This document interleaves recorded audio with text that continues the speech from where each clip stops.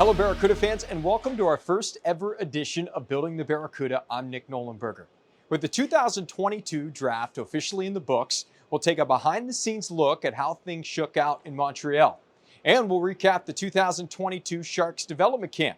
But first, we sit down with Barracuda head coach John McCarthy, who recently announced the hiring of assistant coaches Louis Mass and Kyle Hagel. We're very pleased to be joined by the head coach of the San Jose Barracuda, John McCarthy. Mac, it's been since May when you were given the head coaching job with the top affiliate of the San Jose Sharks. You just wrapped up your first development camp. Give us an idea on how things are going since you took over the reins. Yeah, it's been good. It's been busy. Typically when I was playing and working in development, summer was a lot of downtime, getting away from it. And since I've got the job, it's been a lot of phone calls, and I was hiring a staff. And as you mentioned, we were putting together development camp, but it's a good busy. This is what I wanted to do. So it's been good. We've made some strides in a lot of areas, namely building a staff, and development camp last week went very well. It was good to get all the prospects into town and get them on the ice and work with them. It's a limited time, but kind of what we conveyed to the kids is, that camp is less about evaluation. Training camp is more the evaluation part. That's more of a teaching camp, but the evaluation aspect that comes into play is more, are you ready to be a professional hockey player? Do you carry yourself as a professional? Are you able to engage in hockey discussions and take part in meetings and lead drills? And that's really what we're looking to see out of those guys during that week. But no, it's been good. It's been a busy summer, but it's been a good summer. So you were tasked with running the develop camp because at that point, the Sharks didn't have a coaching staff in place at all. David Quinn had yet to be hired. So what was it like to get on the ice and really be able to implement some of the things that you hope to incorporate once you kick off your first season as head coach of the Barracuda? Yeah, I would say myself and Charlie Townsend both planned it. Charlie's been working in development so far this season, so it was kind of a combined effort. And he was great with planning logistics and the on ice topics, and providing a framework for us to work under. So he did a very good job with that. But yeah, it was good. It was as I said, it was a good camp. I think we touched on a lot of kind of core topics that our organization puts a premium on. And I thought the guys handled it well. I think what we're really looking for is for them to try it. We're not, some guys, that's their first development camp. Some of them have been to 4 or 5 of them, right? So and the subject matter tends to be similar. So some guys have been through 4 to 5 similar camps, whereas a kid coming into his first one, so we don't expect everybody to be perfect right off the bat. What we do expect is that they listen, they engage, and they try to apply what we're telling them to do into their game. It's a lot of teaching, I get a lot of calls after development camp from agents and, other people like, hey, how did so-and-so do? It's not so much how did they do, it's more kind of how did they handle themselves, is basically the feedback that I give from that. So it was a good camp. I think we got our point across to the guys. And I think something we stressed this year, Charlie and I, was what it takes to play in the NHL. And there was a little bit of element of compete, a little bit of an element of, hard work, because it's something we feel as an organization we need to stress more. And things are, the NHL is the best hockey league in the world, and the opportunity to make it there is earned through hard work. And it's even harder league, as hard as it is to make it, it's even harder to stay. And you stay through, those things that you earn through hard work. So there was a little bit of that this year too, which I thought the guys responded to well as well. One of the first things that you had to do once you took over this job was fill out your coaching staff, and you officially hired a couple of assistants in Louis Mass and Kyle Hagel, both hailing from the Western Hockey League, and their background's a little bit different as well in terms of where they played and how their careers transpired and now how they got into the coaching realm. But how did you land on 2 guys from the Western League? You didn't play yourself in the Western League, but how did you land on these 2 guys as your assistant coaches for your first staff? Yeah, it was a pretty extensive process. I think obviously this was my first time going through it.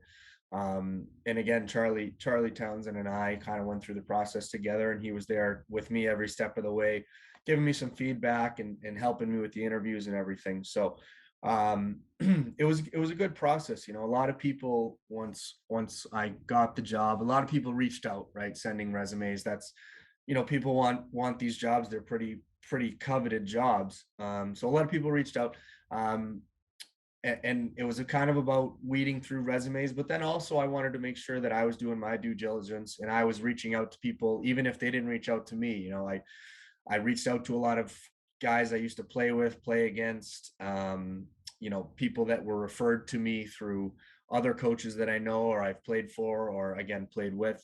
So it's a big network of people. And so, I think the process that I went through was kind of compiling a list of people that I would be interested, whether they reached out to me or I reached out to them and they were interested.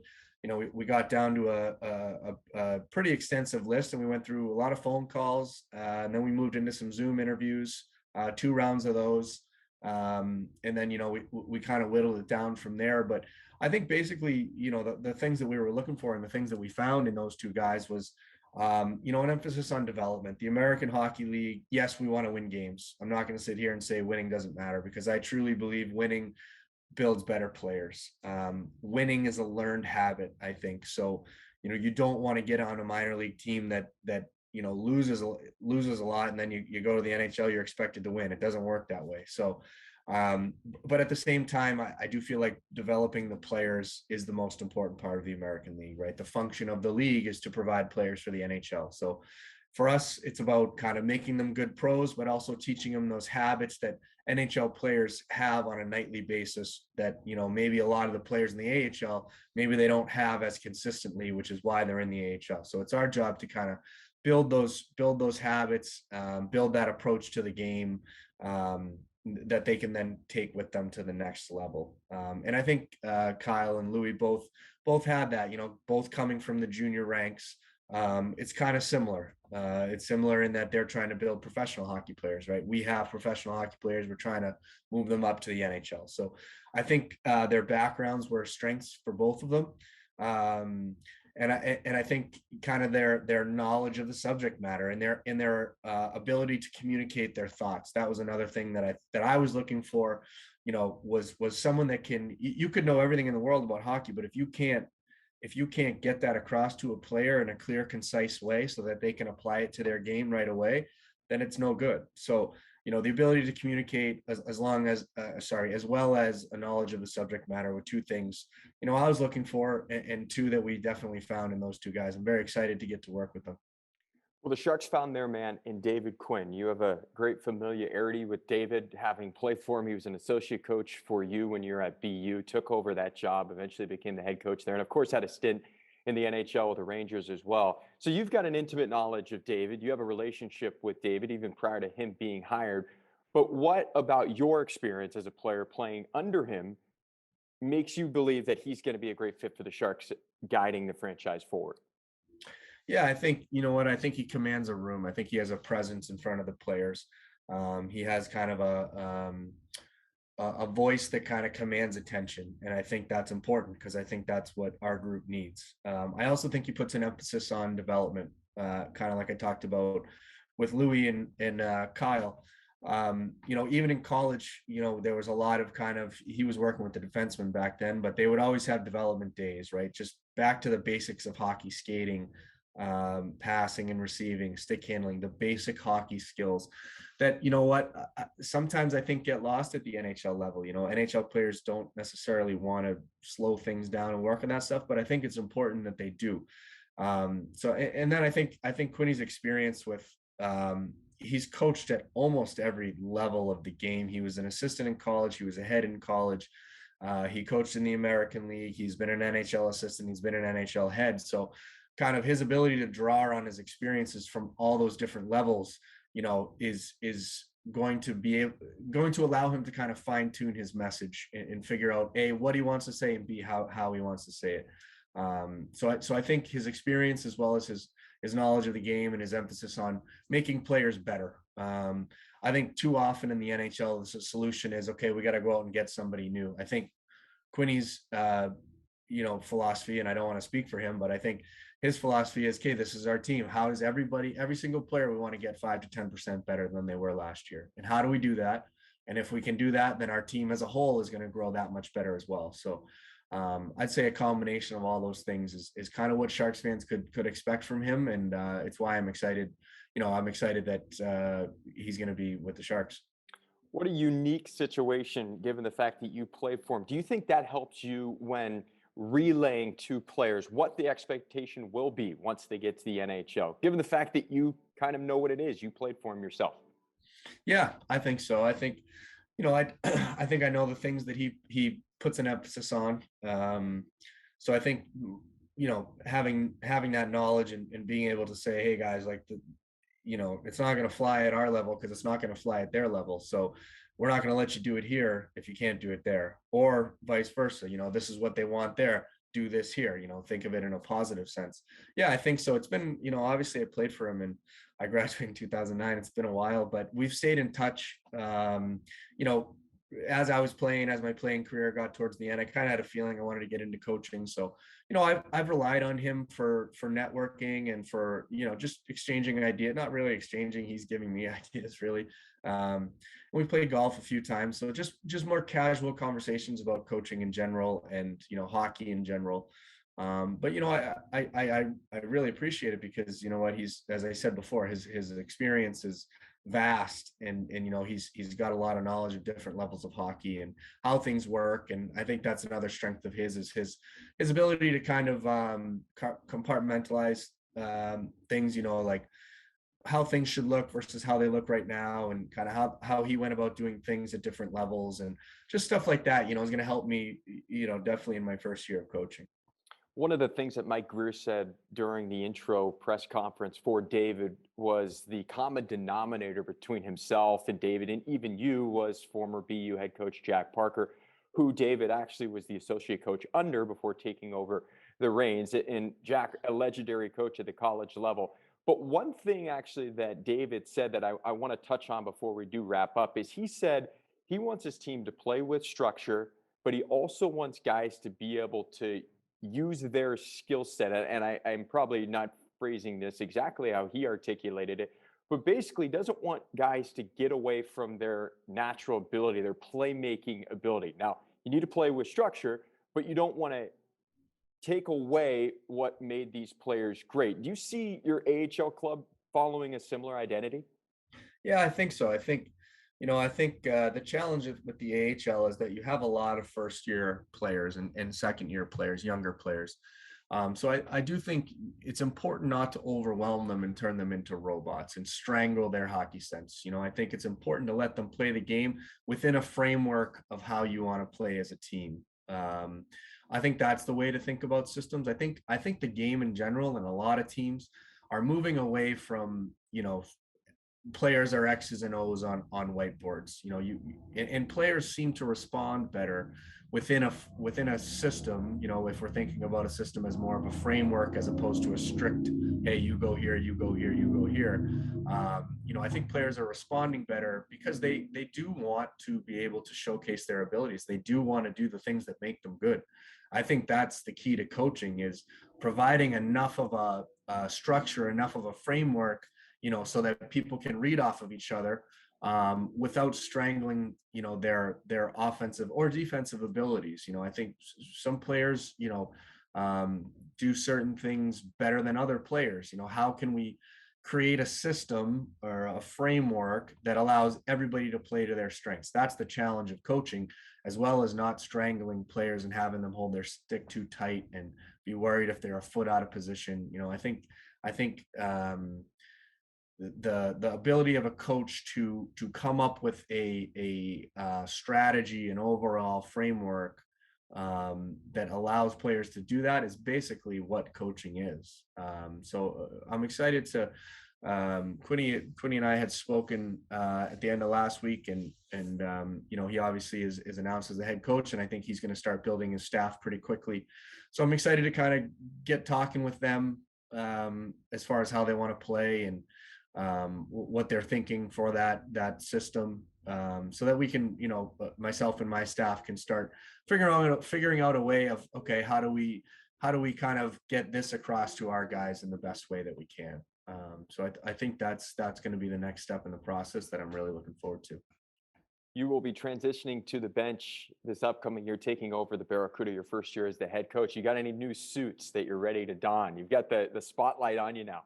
I still have my suits from last year. I was a polo guy. I was up in the box, so I didn't need the suit, but I still have my suits from when I played. I just hope they still fit. You have to knock off a little bit of that dust. Yeah. John McCarthy, we appreciate the time. Enjoy the rest of your summer, and we'll see you in the fall for training camp. Thank you. The 2022 draft in Montreal marked the first in-person draft since 2019. And when everything was said and done, the Sharks finished with 9 different players joining the fold. It also marked the 3rd straight year in which they selected 9 different players. After trading back from number 11 to 27 in the first round and picking up 2 additional second-round picks, the Sharks finally picked in the back half of the opening round, selecting center iceman Philip Biested from Linköping in the SHL. In total, the Sharks took 2 Swedes, 2 Canadians, and 5 Americans. It marked the first time since 2010 in which the Sharks took 5 U.S.-born players. Some history was made with the final pick in the 7th round for San Jose, as they selected San Jose Junior Sharks alum Reese Laubach. Laubach became the first alumnus of the Junior Sharks program to be selected by the Sharks in the NHL entry draft. Following the draft, the Sharks conducted its annual development camp that included 19 forwards, 13 defense, and 6 goaltenders. Take a look at some of the sights and sounds from camp.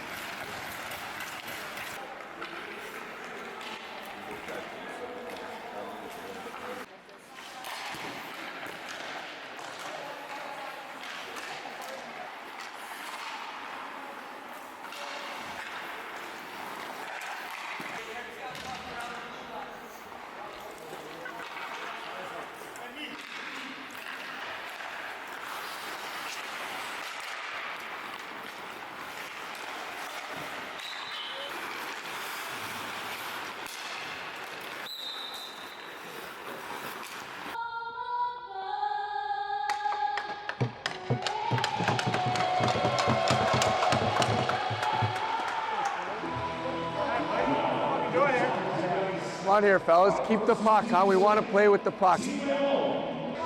We'll go Reeds and Spitzy next. Reeds and Spitzy next.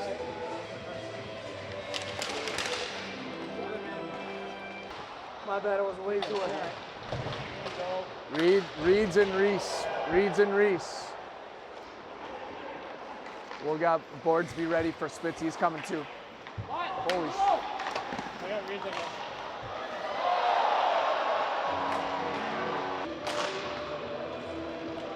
Hold up. Aim on! Hey! Hey!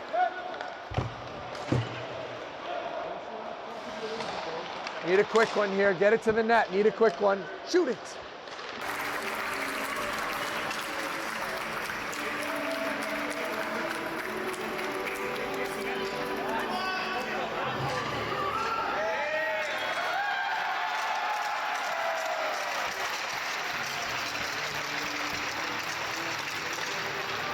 The Barracuda officially announced its 2022-23 schedule that'll feature 72 games for the first time in the franchise's history, as the Barracuda and the rest of the Pacific Division will go from 68 games to 72 this upcoming year. 36 of those will be played at the Barracuda's brand new home, TechCU Arena. The first marquee event at TechCU Arena is set for September 16th through 19th. It's the 2022 NHL Rookie Faceoff that'll feature 6 NHL clubs and their top prospects. For full details and ticket information, head to sjbarracuda.com. That'll do it for our first episode of Building the Barracuda. I'm Nick Nollenberger saying thank you for watching and so long until next time.